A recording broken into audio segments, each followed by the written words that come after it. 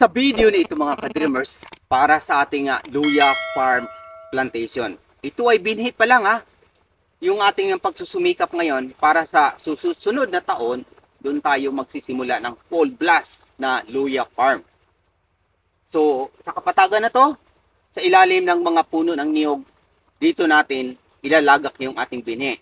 Pero sa ngayon, dito pa tayo sa proseso ng pagdadamo. Ganito kakapal yung damo dito na dapat nating supilin muna bago natin isusunod yung pagbubungkal ng lupa.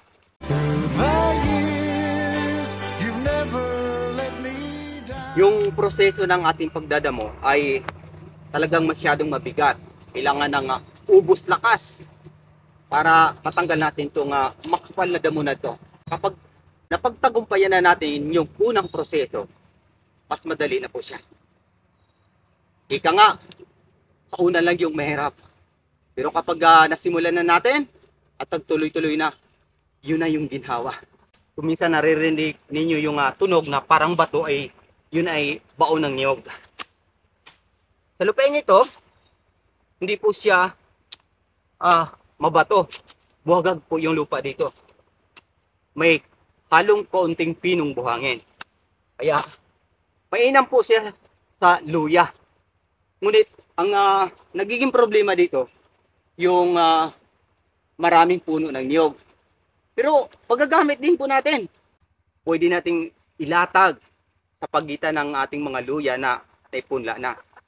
Sa ganito, magiging mabunga ang hinaharap. Kaya ito ay isang eksperimento pa lamang. At sa hinaharap, step by step yung gagawin natin. Magkakaroon din tayo ng experiment para doon sa isang area na open area na nasisikatan po talaga ng araw. Titingnan natin kung alin yung mas magiging productive. At dito sa area na to, makikita ninyo, andyan na rin yung source of water natin kapag dadapuan tayo ng droughts. Yung ilog, andyan na. At doon naman sa itaas, meron tayong bukal doon. So, wala po tayong problema sa mga materyales na kakailanganin natin.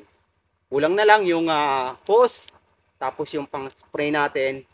So, konting na lang, konting pag-iipon na lang ay makumpleto na natin. At ngayon, ito na yung ating masayang eksena para sa ating farming program. Yung pagtatabas ng damo.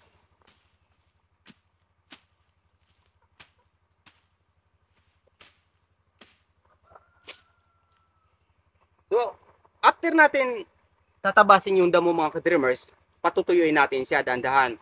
Pero ngayon, dahil sa tuloy-tuloy yung ulan, gagamitan po siya natin ito, yung mga damo na to. Hatakin natin siya papunta doon sa apoy. Saka natin susunugin per area. Nang hindi masusunog yung ating mga niyog na naipunla na. Ito yung mabisang sandata para sa pangalawang proseso ng pagdadamo. Kailangan talaga natin pagiging mapanuri. Maghanap tayo ng alternative way para mapabilis yung ating gawain sa pagsasaka. Kain pa natin.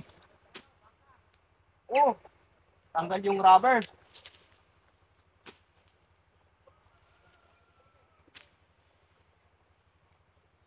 Mabilis.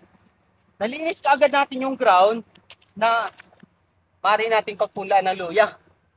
Susunod dito, sasarulin po natin siya. Dahan-dahan.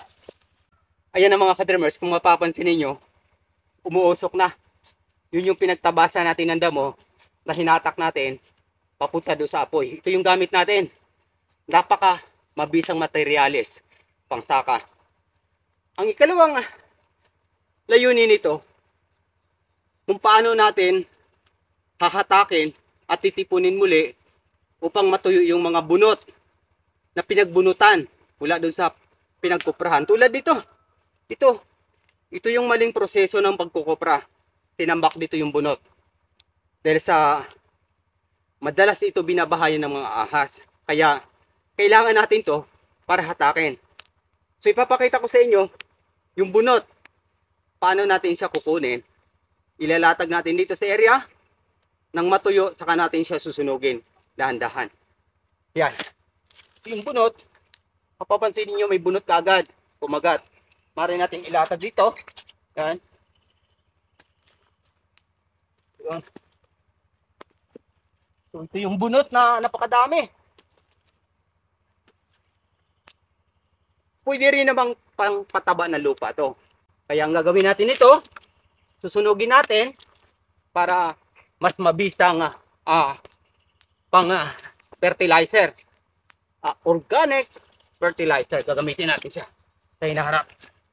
At yun yung ilalagay natin dahan-dahan sa mga puno ng luya. So hindi po siya masasayang. Kaya bless po tong sakahan na to para sa atin. At tulad nating nagsisimula pa, hindi po natin may tuturing na isang scrap yung mga nangyayari sa paligid natin. Ituturing natin siyang isang malaking blessing, biyaya at pagpapala ng Diyos na buhay. Hatak pa tayo ng bunot mga ka-dreamers. Kapal nito. Sa hinaharap, bibili pa tayo ng karagdagan ng ganito. Para kung may awa ang Diyos, may makatuwang tayo ay mas mapabilis na yung ating gawain. So yan, kung mapapansin ninyo, yung bunot nandito na. At kapag sumikat yung araw, dahan-dahan po siyang matutuyo sa hinaharap. At maaari na natin siyang susunugin sa isang area. At kukunin yung mga pinagsunugan para magiging organic fertilizer. Kaya kung baguhan ka pa sa YouTube channel, Dreams Visions TV, maaari niyo po akong tulungan sa pamamagitan ng inyong pag-follow at pag-subscribe. At sa hinaharap, sa aking mga pangiting panaginip ayon sa Biblia, mga tanda at kababalaghan bago ang dakilang araw ng Panginoong Hesukristo. Hanggang sa muli, maraming salamat sa pakikinig at pag-subscribe. Papuri sa Diyos, sa ngalan ng Ama, ng Anak, at ng Espiritu Santo. Amen. God bless! Praise God!